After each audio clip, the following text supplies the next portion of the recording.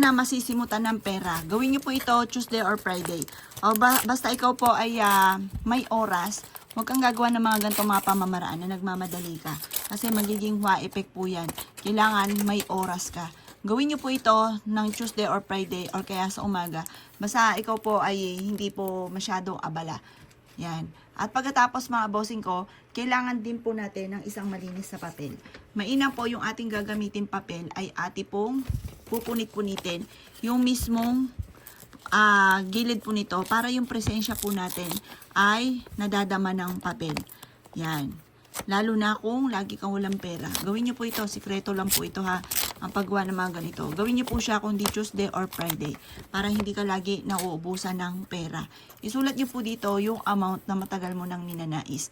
Halimbawa ay 7 billion. Walang masamang mangarap. Bilyonin na natin.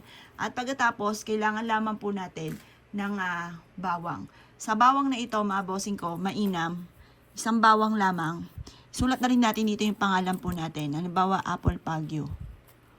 Apple Pagyo. Magkakaroon ako ng 7 billion. At pagkatapos, mga boss, ito po ay tutupiin natin. Ilalagay nyo po ito sa wallet po ninyo. Gawin nyo po ito ng punong-puno ng pagiging positibo sa buhay.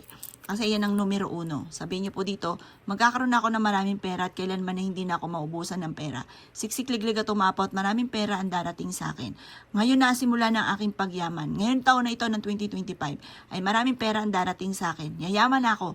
Magkakaroon ako ng bagong bahay ngayon taon na ito at magkakaroon din ako ng bagong sasakyan. At mababayaran ko lahat ng aking mga utang at magkakaroon ako ng 7 billion na ipon. O, walang masamang mangarap mga bossing. Subukan nyo na po ito basta positive ka.